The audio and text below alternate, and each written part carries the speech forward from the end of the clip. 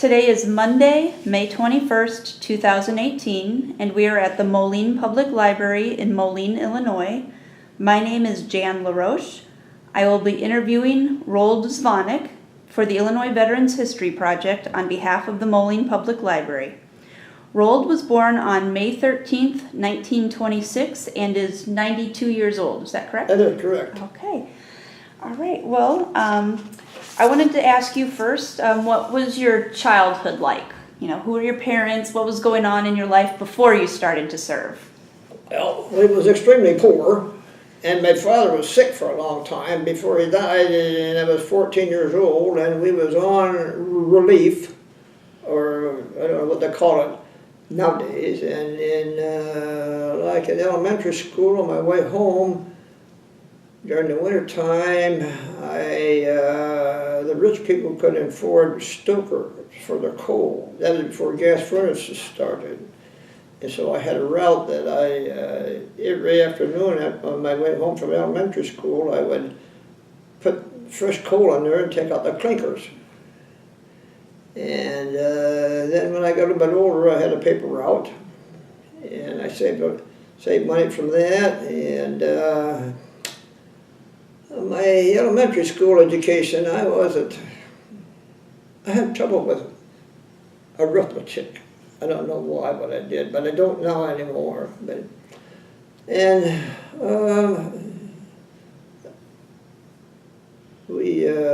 was the third son. There was 4 of us children. And then, as I said, my father passed away when I was 14 years old, and when the war came along, my oldest brother, he enlisted in the Air Force, and my next oldest brother, he enlisted in the Marine Corps, and I thought they got kind of a stinky deal. And my mother said, I don't have to give my third son up to lose my third son. And I said, well, Mother, I might run away instead and lie about my age. So she held me back till I was almost 18, but I enlisted when I was 17 years old, so I could have my choice of service. And I chose the Navy. And I didn't know there was that much water in the whole world after my service there. And so I took training in the Great Lakes Navy training station for 5 weeks, and they were pushing us through pretty fast. And then I took some more training down in Norfolk, Virginia, and we had rifle training, to shoot a rifle, and aircraft identification, and then we had to swim in the Chesapeake Bay along with the fish that stings. I don't know. Jellyfish? Jellyfish. And they would really leave a nice weld on you. I was glad to be getting out of there. And then I came home on leave from there, and then we went to a shipyard to pick up a brand new ship in Jeffersonville, Indiana.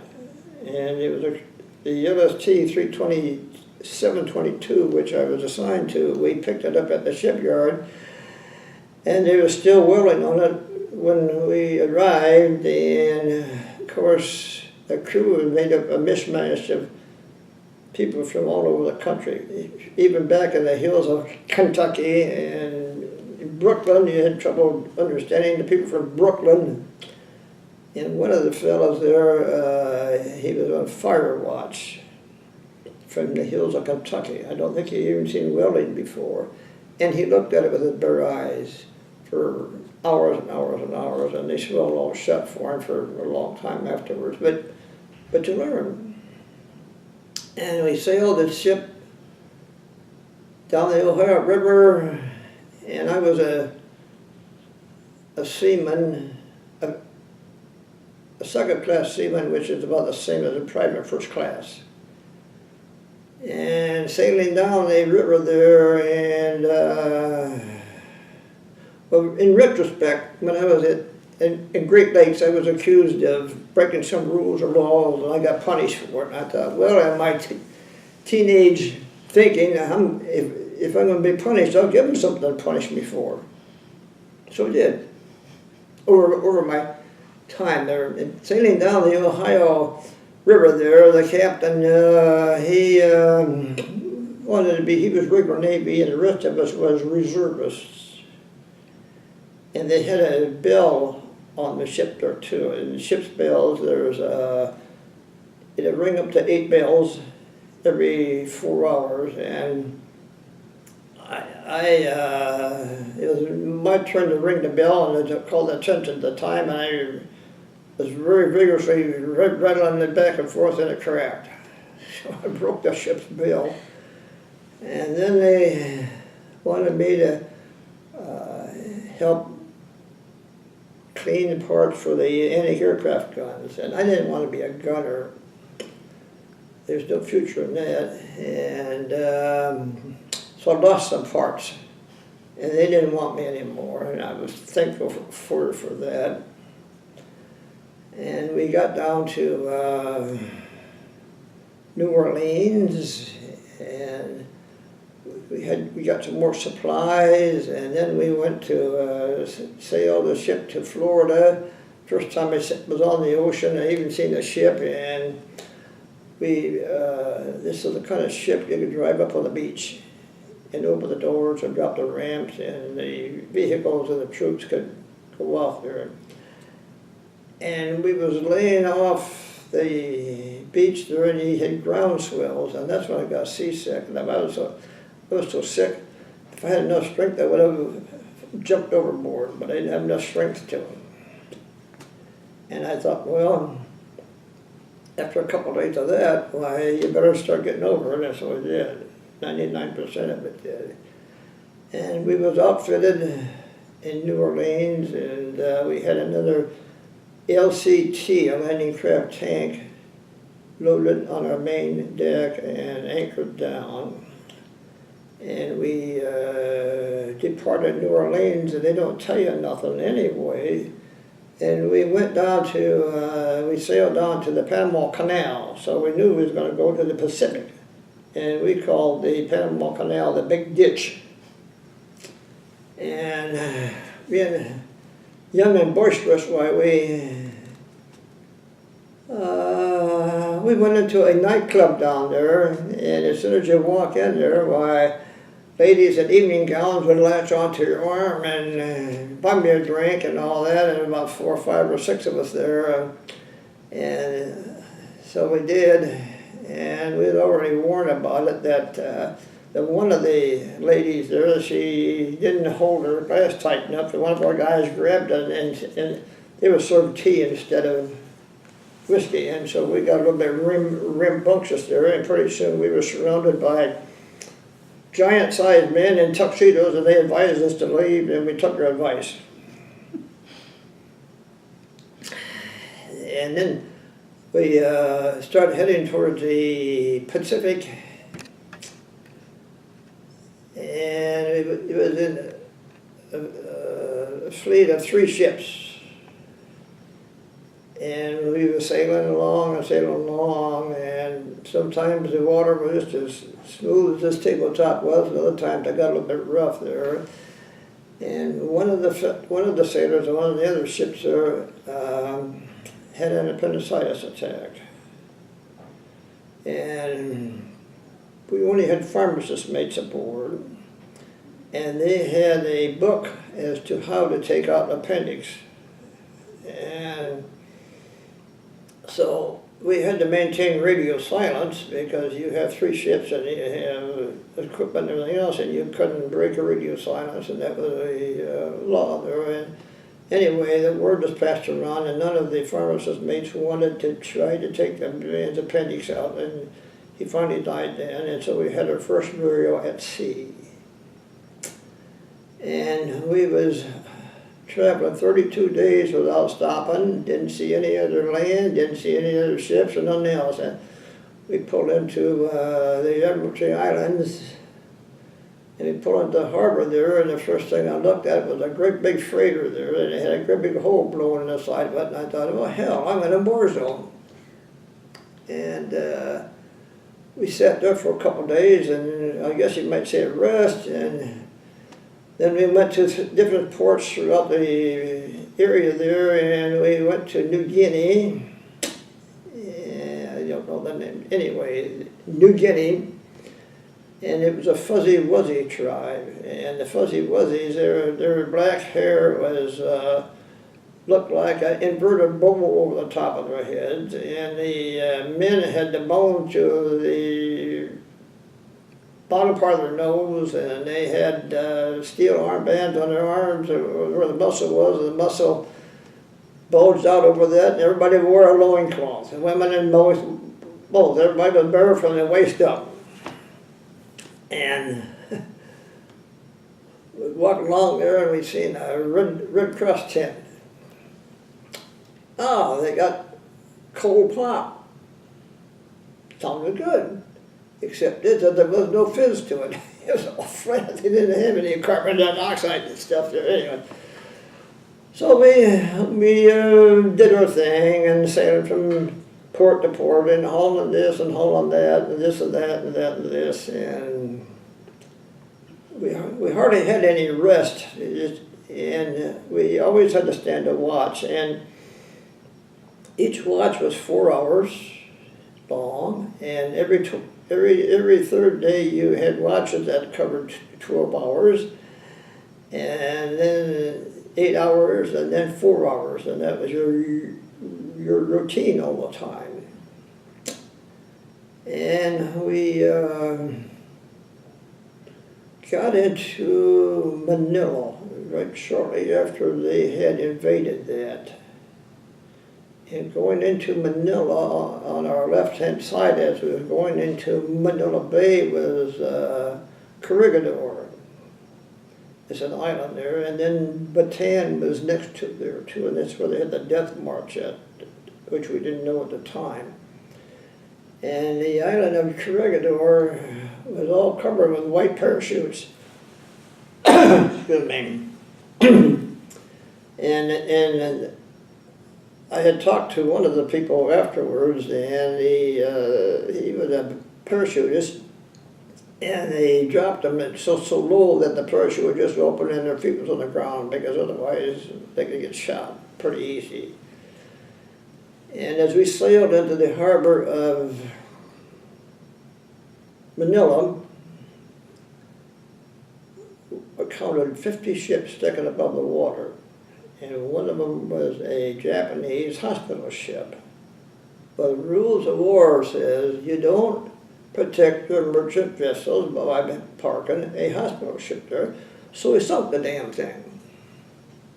In fact, our Air Force sunk over 50 ships there. And you get ashore there, and there's a gunfire now and then. It didn't bother you because you didn't hear the bullets going past your head. And they were still burying the dead Japanese with bulldozers, because they'd already cleaned up our boys. We lost about 5,000 of our troops there, and all total there were about 100,000 people that died during that, and the city was laying in the streets. And I looked at this one dead Jap, and I thought, he sure got some nice bright brass buttons on him. I think I might want them. I looked at him again, and I thought, no. What if he's booby-trapped him? I think my life is worth more than a damned old brass button, so I passed it by. And the GIs there had souvenirs, and so I got a hold of the GI there, and he had a couple of rifles, Japanese rifles, and I presume then that the previous owner died of instant lead poisoning. And he had a couple of swords, and so I dickered around, and I bought them from him and got him back to ship, and we brought him home. And one of our guys, well, our crews was made up, the ship's crew was sprinkled with experienced people that had been in battle before and knew the ropes better than us did. And some of them was a little bit tipped over the edge mentally. And we had this one crewman, he wanted a souvenir also, so he cut the hand off of a dead Japanese, and it was kind of full of maggots and everything else, and he cut it off of, just before the elbow, and then he could hold it in one hand and pull the tendons in the other hand and flick it under your nose. So he brought that back aboard ship, and he flicked it under my nose, and I told him to get out of here. I mean, you don't want to rattle them too much, you don't know what they're going to do. Anyway, it was kind of a health hazard, so somebody threw it overboard. And he accused another guy of doing that there too, so they got into a meat cleaver and a knife fight. And they was running through our compartment there, and they ran through there three times. By the second time, the man were running with the meat cleaver was carrying with a blade towards him, and he didn't go through one of the compartments. Got nothing, he buried it in his shoulder, so he's dripping blood off of his elbow. And we decided somebody's going to get hurt if we don't stop the fight. So they'd already been through there twice, and so before they got around there the third time, we went down the armory and got loaded rifles, and they come through there again, and I had a loaded rifle too, and you put a light round in there and says, "Fight's over with, or you're dead, SOBs." The fight was over with. How else are you going to break up a fight? You had to have the advantage. And the captain heard about it. And the captain of the ship, they were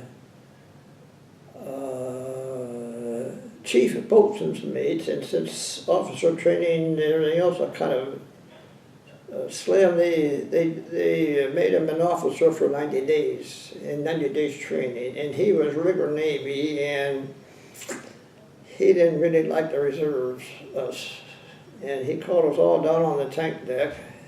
Can I use some bad words in here too? It's your interview. All right. And he called us all down on the tank deck there, and he had all of us all lined up there standing at attention, and all the officers standing at attention there too. And of course he comes striding down there. He's only about 5'8", you know, and he had 245 strapped onto his waist there, and he looked at the whole crew there, and he says, "You no good son of a, you no good civilians.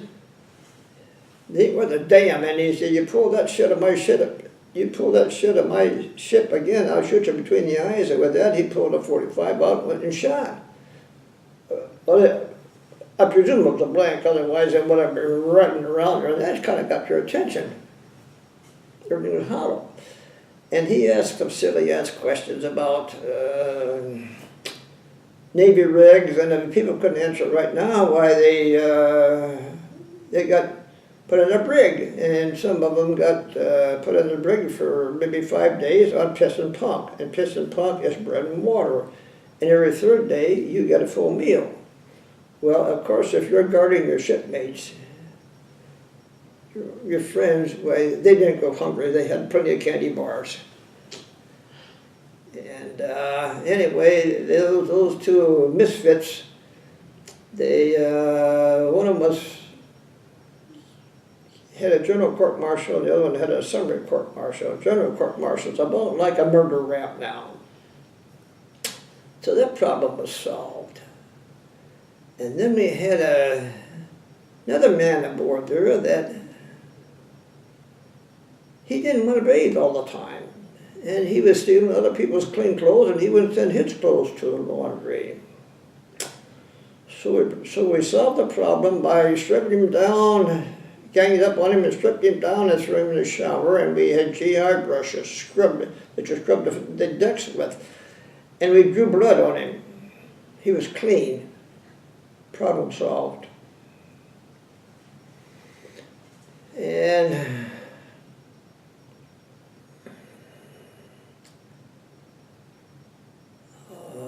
And then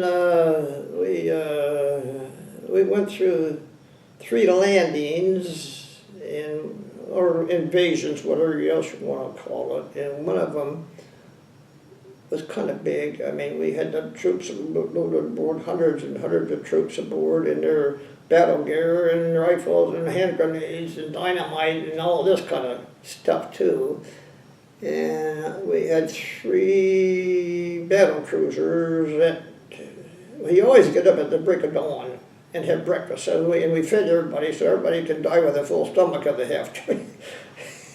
So these 3 cruisers, battle cruisers, come out of the dawn daylight and they laid down a barrage, and it's kind of interesting to see when they fire our broadsides. It really lights up things, and it's kind of hard on your ears too. And anyway, they had then 4 destroyers come along, and they laid down a barrage too, of course, to soften things up.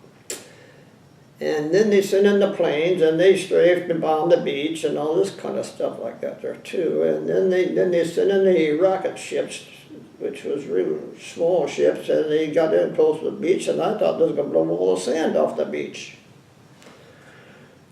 Well, in the meantime, then we're unloading the troops, and you're at your gun station, and I was a gunner, and we wished them luck, and unloaded the troops, and these small boats form a circle until everybody's loaded, and then they all go on the beach at once, and that's what happened. And we had to wait for a while until the troops got to the harbor area, or a protected area, and we sailed in there and we beached the ship and unloaded the supplies and troops and equipment and everything else like that too. And then some machine gun bullets rattled off the side of our ship, and so they sent a small boat over there loaded with about 30 combat soldiers, and pretty soon you hear some firing and problem was solved. And me, being a kind of a rambunctious teenager, there was a plane that had been shot down on the beach there, and I thought,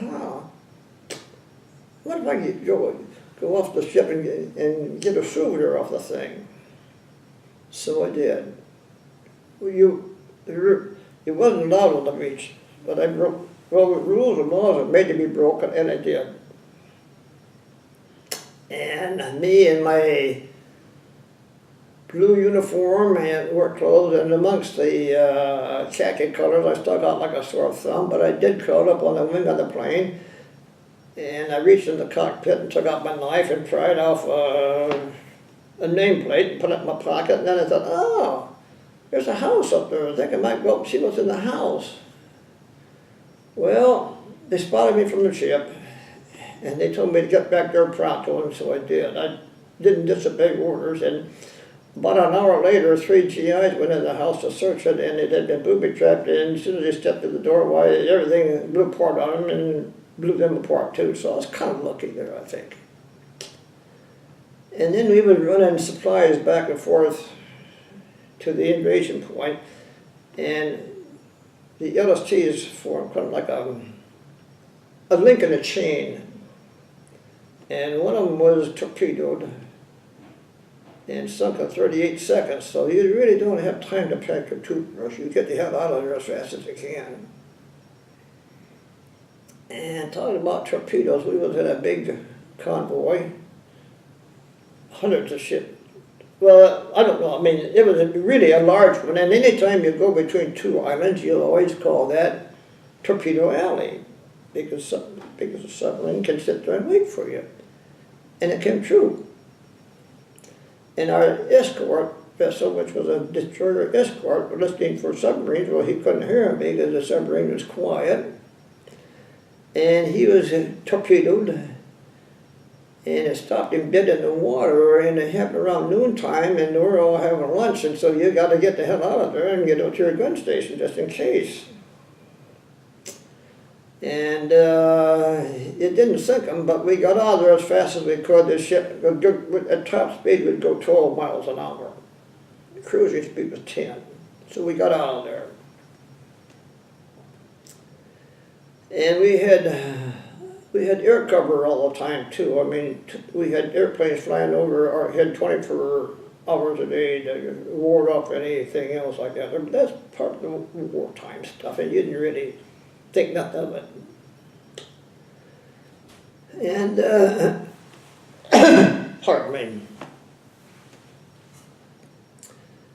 And we, as I said, that was the biggest invasion we made. The other ones were just landings, but they gave you some apprehension anyway, because you're waiting for something to happen. And it don't happen, it's kind of a relief. And me being a gunner, and I had a person that would load the gun on the side, and me being a trigger puller, during the latter stages of World War II, they were starting to mix a little bit of steel in the brass shell casings, and when your gun got hot, the shell would expand faster and it would jam. And it would jam pretty tight. Well, you're firing ammunition that is explosive on contact. So me as a gunner, it was my job to unstrap myself and take a ramrod. Now, if you're right-handed, you hold it left-handed in your left hand with 2 fingers.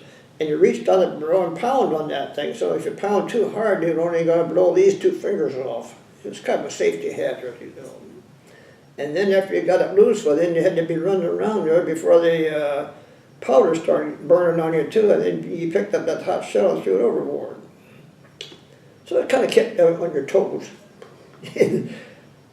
If the barrel got too hot, well, then my gunner, or my loader, he'd have to put on a pair of asbestos gloves and unscrew the barrel and drop it down into a tube of water. Well, don't look at it or you'll scald your face off.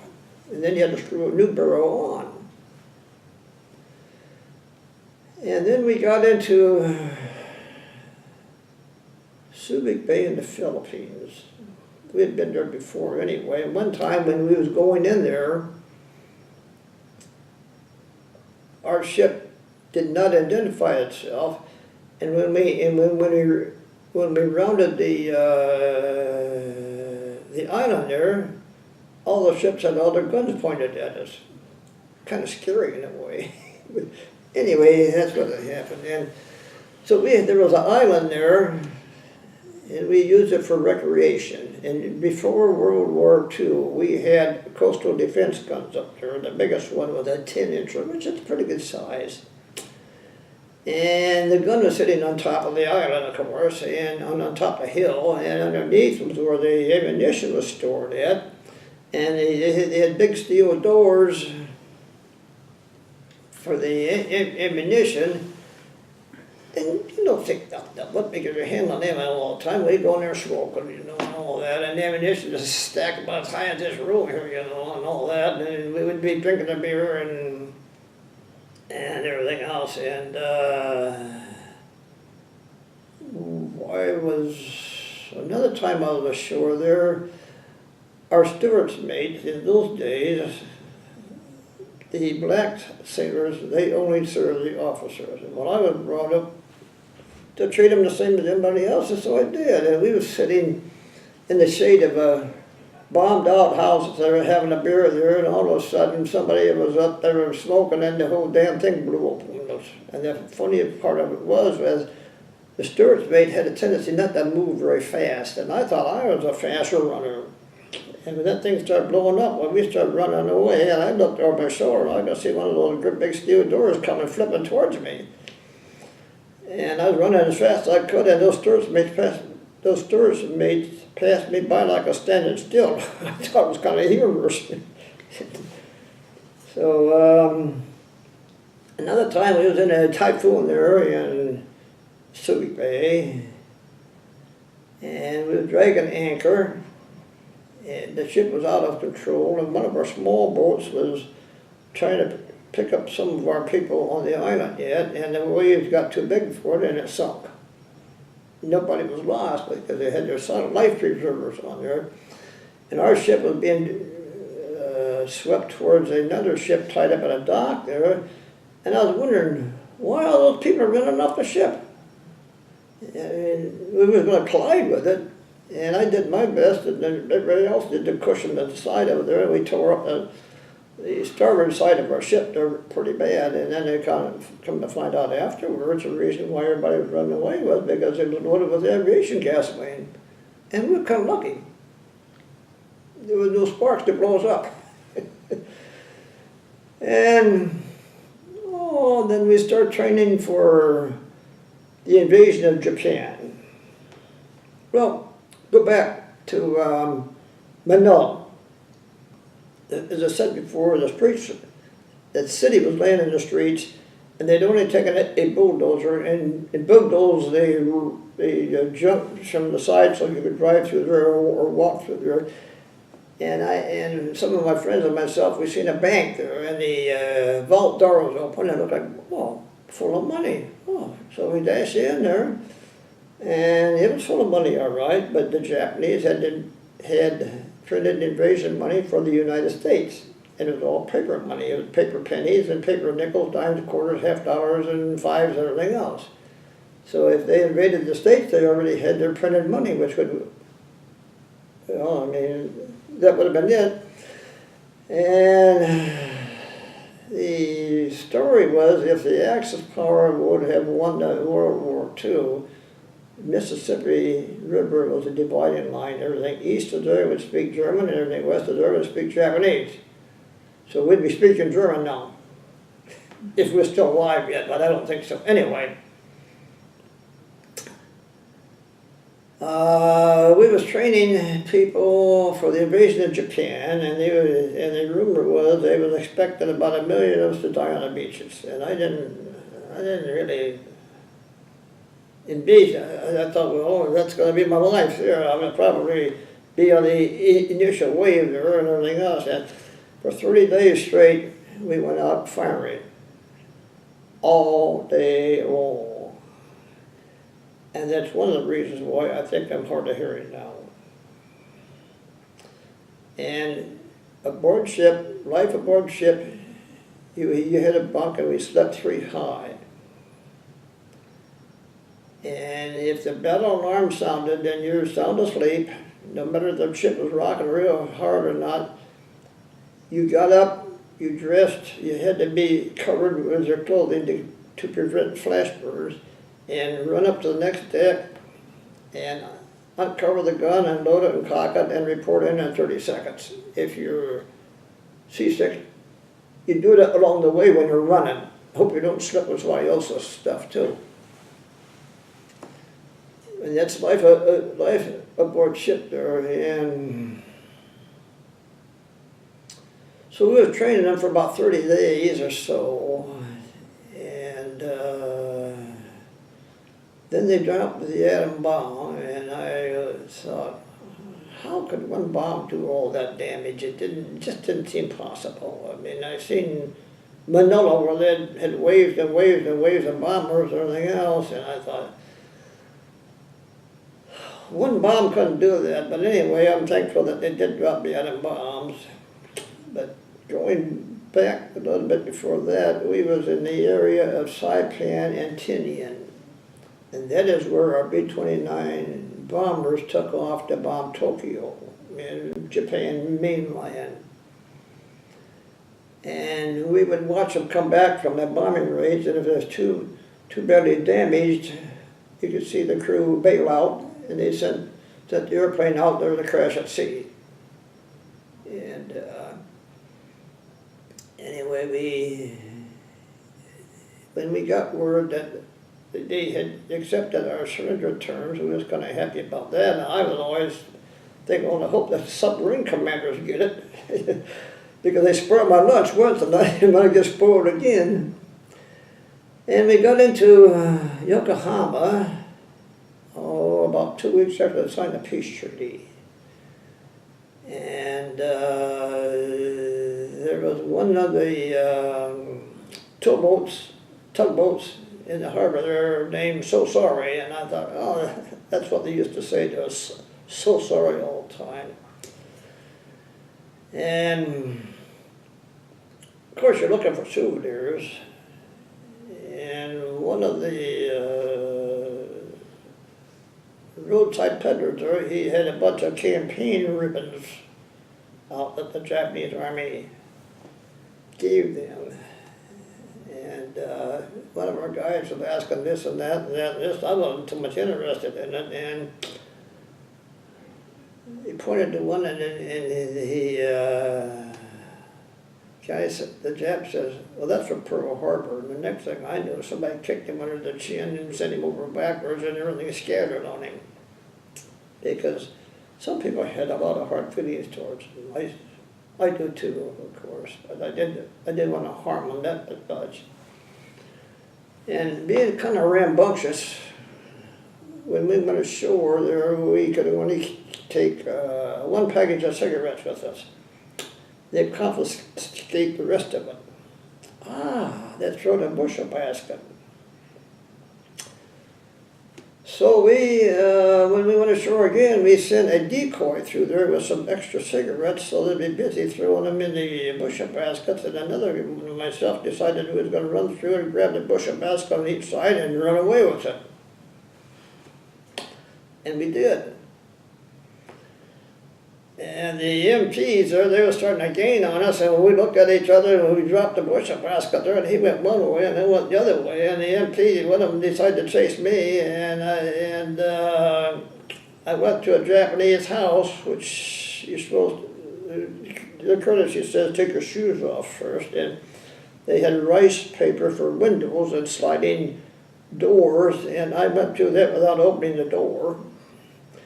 And I'd seen on the other side of the house there where there was another door, and I went through that without opening the door either, and I lost the MP. I felt pretty lucky about that. And the Japanese were really industrious. They in that area there, we had our B-29 bombers that on the windiest day of the year, we burned the whole damn thing out, and 100,000 people lost their life, Japanese. Didn't matter to me, because that's part of the price of war. And then some of the GIs mistreated the Japanese a little bit. I didn't do it personally, but some of the GIs did, because they probably seen a lot more things than what I did. And the only thing we did is when we was in Tokyo, the streetcars were running yet, and so the streetcar wasn't going the way we wanted to, so we stopped them and we put the conductor on the other end of the streetcar and we took off with it. And we did our thing, and that was it. And then we would have rickshaw races, and then the old men pulling them things, they didn't like that either. Seen General MacArthur a lot of times, and when he returned to the Philippines, he come in on a train, and the tracks was only about 3 miles long, but he had to come in there, and his black limousine was there too. And when he emerged from the train station, we were there pretty damn close, and the Filipinos was kept across the street there, and the tremendous roar that man got, it was really heartwarming. At least we felt like they was friendly to us. And when I was in Manila there, war there destroys everything. I mean, you didn't even have toilet paper even. That's how the destruction is. And we didn't see any fresh fruits or vegetables or milk for 18 months. And I got into Manila there, and there was some fresh eggs there, and I dickered with them, and I ate 5 fresh eggs. And I thought, well, I'm living high off the hog there. And one time then, boll weevils got into our flour, and our bakers would sift the boll weevils out of the flour before they did the baking. Well, they got tired of that, so they baked the boll weevils in our bread. And so we held it up to the light and picked out the boll weevils, and then they got tired of that, so we ate them. It only lasted about a month and a half. And the rest of the flour then, after we got some new supplies there, the captain said we could have old flour to sell to the Filipinos, and it went in a big hurry. And some of our guys even sold their woolen long handle underwear to them, because they would put it apart and knit stuff that they wanted to use. After the war, nobody liked the captain, and we had In fact, we hated him. We was gonna dump him overboard if the opportunity presented itself. But of course, you might be in Fort Leavenworth for a long time too, so that kind of killed that idea a lot too. But we did have a cocker spaniel pup that the crew had bought, and it was going to be our mascot. Well, the captain adopted it. Well, since everybody hated the captain, who hated the dog. And it took me 30 or 40 years to find out how the dog jumped overboard in the middle of the ocean all by itself. But at least found out, and our captain then, when they signed the peace treaty and everything else, we had a big celebration, a double feature movie. Come on, we decided more than that. And I had acquired the ability of opening Navy padlocks without a key, being a teenage smarty pants. And we would we had a beer locker aboard the ship there too, and the people that hold the keys there says, if you can open that without a key, just pick the beer. But opened it up without a key, and 75 cases disappeared. And we had one tremendous party. It was Christmas. And New Year's, the captain sat down for a case of beer, and I said, sorry, Captain, 75 cases of beer evaporated. And he didn't like that, so he court-martialed everybody that had keys for it. And me being an old seaman yet, I was too damn dumb and everything else that I didn't get punished for it. And I wanted to stay a seaman because I figured I would have things taken away from me if I broke the law, and I did break it a few times too, and I got punished for it too. And one time on my punishment there, he always had some extra duty hours to do, and we always painting, and a bunch of us there was washing ourselves off with gasoline and everything else like that there, and I turned away, I was all done there, and all of a sudden I heard a whoosh! And one of the guys caught on fire. And he jumped overboard because we was right next to the beach there, and he swam ashore and come around to the front part of the ship there, and every time he touched something, why his skin would stick to it. And the pharmacist's mate shot him up full of painkiller and called the Army, and the Army hauled him off, and then he died the next day. And then another time I had a toothache, and I waited until the ship got ashore there, and they said, go ashore and find an Army dentist. Which way? Find it out. So I did. I asked around, and the Army gave me a ride down there, and said, there he is, he's over there in that tent. I went over there, and there's no electrical power. And the tent is rolled up at the side, and there was an old kitchen chair with two before leaning backwards. And the dentist had a foot-powered drill, and his assistant had a flashlight. I got my tooth filled. And I did get into Tokyo a few times too, and the train station there didn't have any roof on it yet. And, but you have to give them credit with all the bombing that we've done. And they had cleaned up the city pretty good. And General MacArthur's headquarters was right across the street from the Imperial Palace grounds. And I got on the Imperial Palace grounds because it's still open to the public yet. And the Japanese there, they would kneel down there and commit harakiri because they had lost the war. And I stood in the same spot where a lot of them had committed harakiri.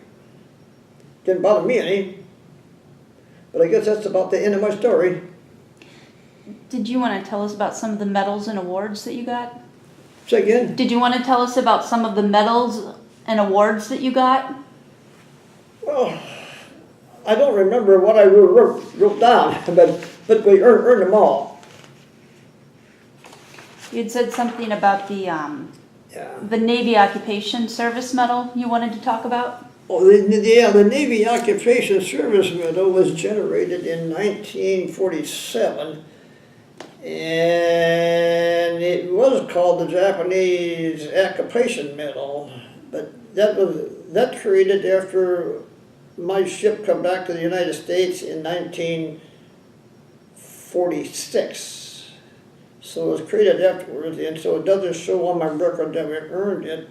But I have got a copy of my ship's log. The ship's log is every 4 hours the ship is in commission, there's a notation made.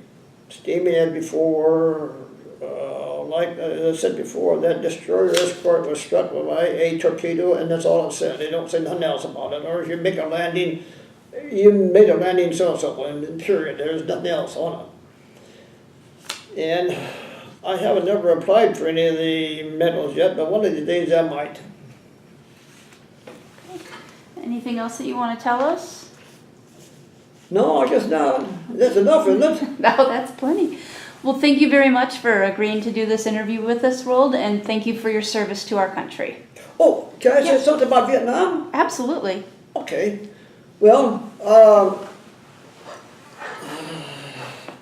fast forward 20, 30 years after I got out of there, I got out of the Navy, I worked up for the arsenal, and I was in blue-collar work, and then I went to white-collar work, and I had a travel job.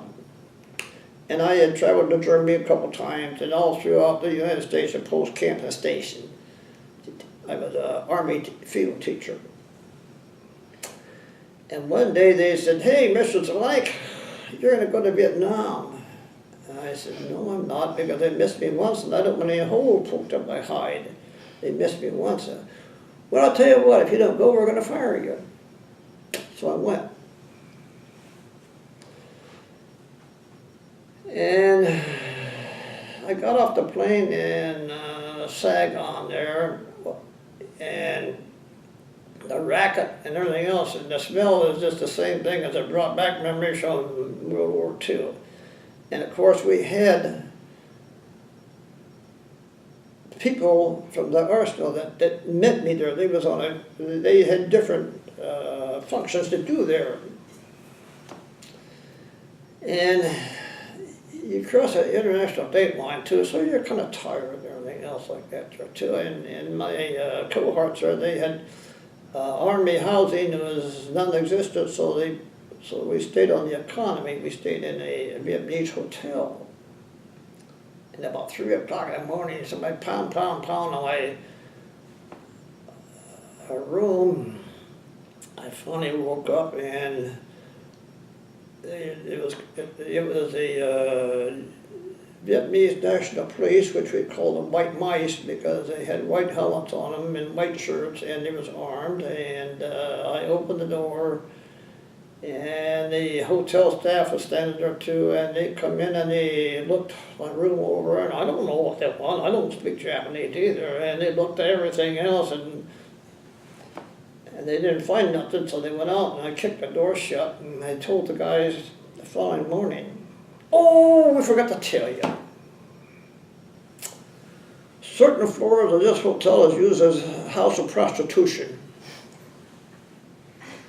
And what the white mice were looking for is if you had a prostitute in there, the American would bribe the white mice not to arrest the prostitute, and then they'd all split the money." So it's just a shakedown is all it was.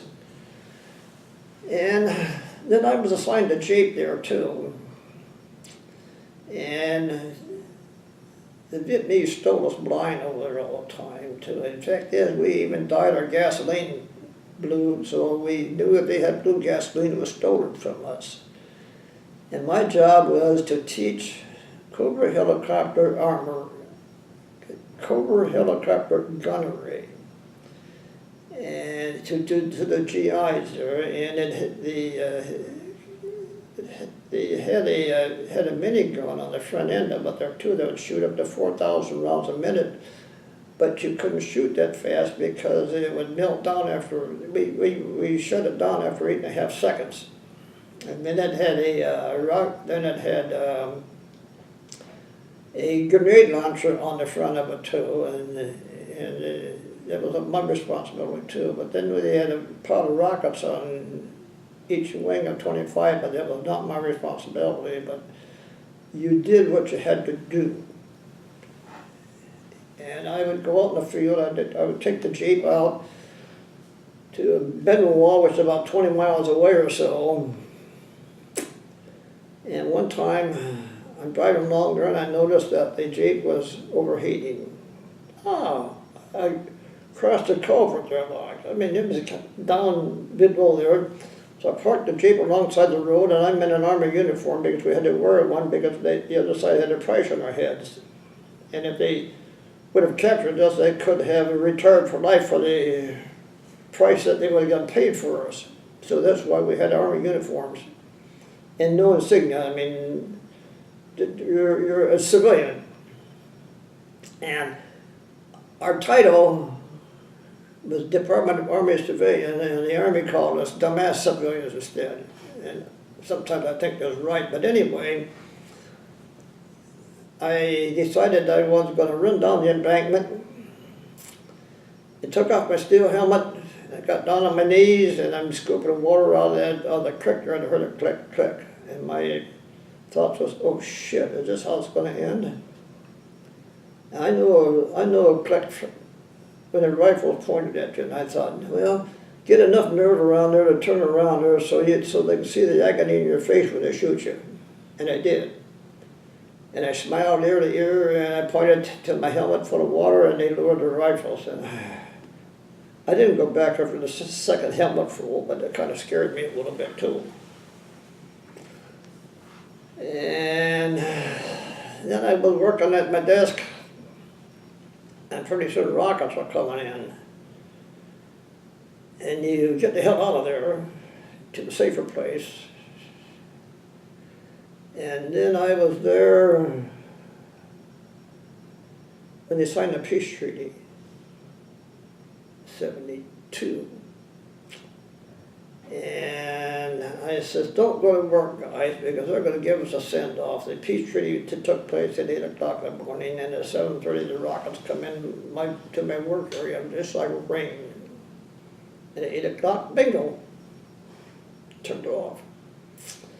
I did have one incident, though, one time there that an Army major wanted to see me, and I don't know who the hell he is. I finally went up to him, and our equivalency rating was from a major to a lieutenant colonel. I finally found a major and introduced myself, and he says, I understand you're holding that Cobra on the ground. Everybody else had done all the bullet holes, fixed up, everything polished, and everything else, but the gunnery wasn't right. And I don't work, I mean, I tell them, the GIs how to do it. You don't do it for them, they have to learn. And he said, I need that helicopter, or I need that bird for my monthly quota. I said, well, Major, I don't really give a damn what you want. That bird's not leaving the ground until the gunner is perfect, because the men's lives depend upon it. Good day, sir, this one of my hero walked out on him. Well, we got it done about a day or two later, and the using unit come in, and they flew it for everything else. Everything is fixed like that there, and they took it back to their base, and they sent it on a mission the following day, and it was shot down. All that work for nothing. But what they didn't do was they left the helicopter on the ground for 24 hours before they went in and destroyed it. In 24 hours, it's stripped. The enemy was shooting their own ammo at us. But I was sure glad to get out of there, but I made a whole heck of a lot of money, and that did help start my brand new house. Excellent. I didn't want to go, and they missed me again. I mean, a couple of times rockets coming in there too, so I figured I'm one lucky dude. And being at 92 years old, I'm very fortunate to be here, and thank you again for the interview. Thank you so much.